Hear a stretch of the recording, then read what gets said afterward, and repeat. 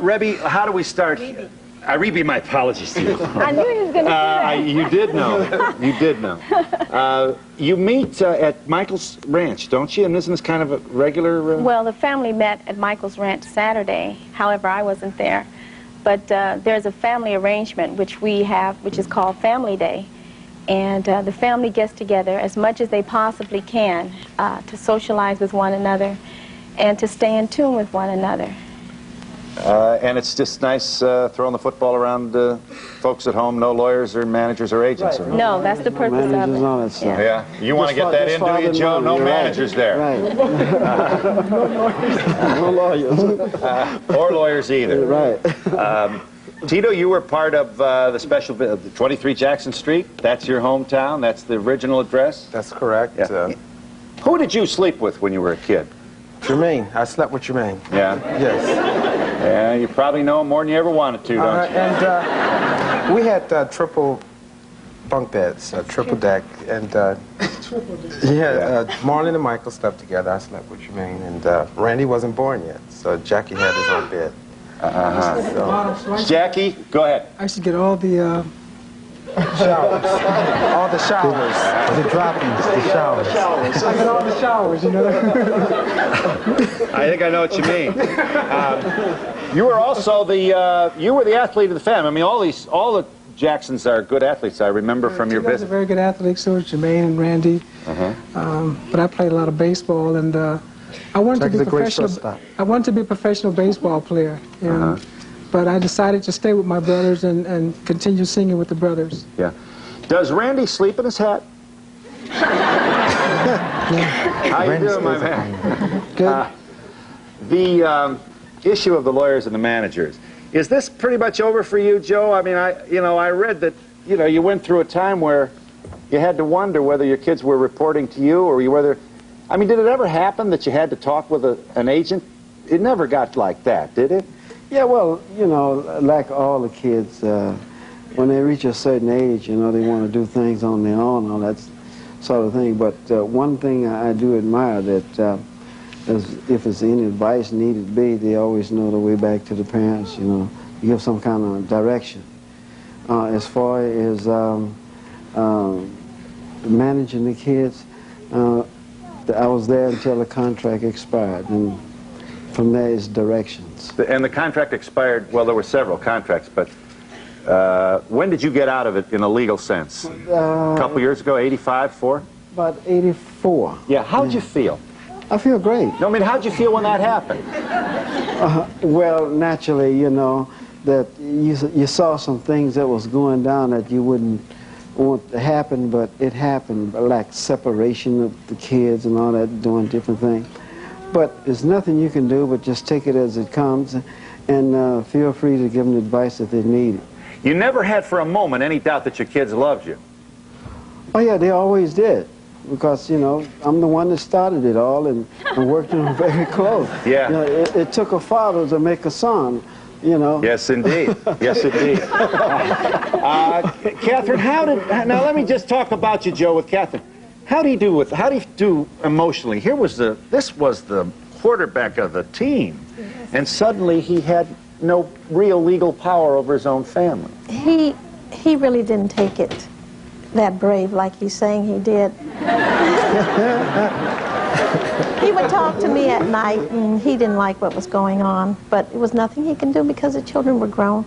And we had, if you have a family that's making money, you're going to have wolves out there, and they're going to be pulling after them. And they're going to be whispering in their ear and telling, and everybody thinks the grass is greener on the other side.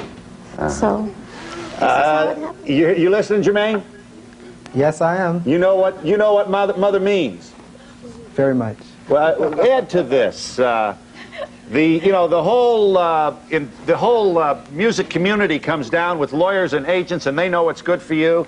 And you've been so enormously. Why are you laughing? Because he's not the one for this question? No, Jeremy hears his father and he sees him on TV, and he's trying to find out how can he get here. I All guess. right, well, come on up here. He was walking up under the baby is walking up under the table. Jeremy. Okay. Look at this.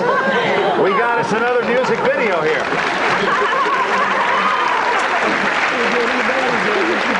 I'm sorry, but I had That's all right. That's okay. That's all right. Jermaine, we were talking about, give me your own insight on this and your own feelings when it looked like the family was, at least a lot of people appeared to be trying to fracture the family. Well, it pretty much first started, I guess, when the success started.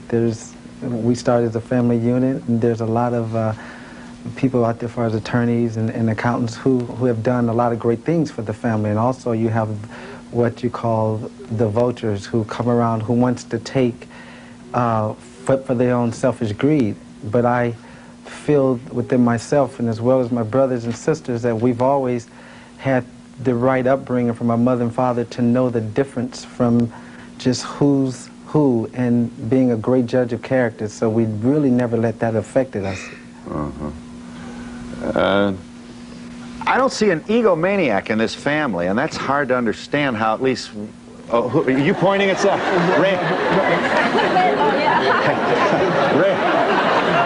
Jackie's pointing at Randy.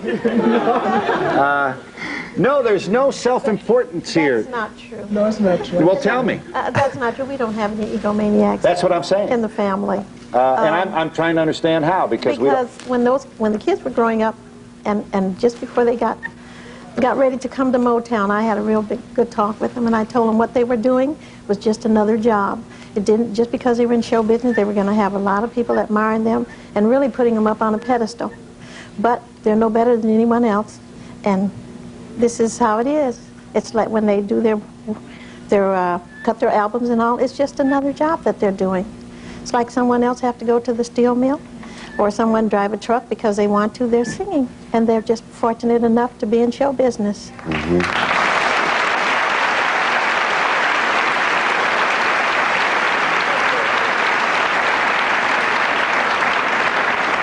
I think, Catherine, your wife makes the point that you apparently hurt inside at the time that this all started happening and the distractions of the business. Joe, do you want to fill in some blanks here? I'm just very curious to know how a father takes this when he looks up to discover he's got this mega hit of a family that he brought up. Tell me. Well, how I felt at that time was my own feelings. I didn't let it come out, you know. I tried to hide it as much as I possibly could, you know. But naturally, it happens, you know. You get to a point where you can't help yourself, and then you have to deal with it as it comes.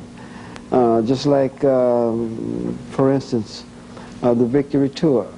I went and got the greatest promoter I thought in the world to promote. Yeah, a promoter is a promoter. He can promote anything. That was Don King. And we had the most successful tour in the world. It had its problems, but because of the biggest tour in the world, it was the Jacksons, and we had a great show. But there was a lot of problems, people trying to muscle in. So we wound up as a joint venture on the tour, Don King and ourselves. How do you keep a guy from charging you $800 to move a piano and standing there all day? Do you worry about that kind of stuff? Yeah, you worry about a lot of side deals that are being made in this type of situation. But, and believe me, there are a lot of side deals, you know, involving one of these tours, you know. Yeah, I'm sure there are. I mean, from the T-shirts to the security to the tickets to the stadium to the concessions. Joe, nobody can oversee this with any efficiency. Well, you have to have a lot of trust in the people that you're working with. Yeah, that's all right.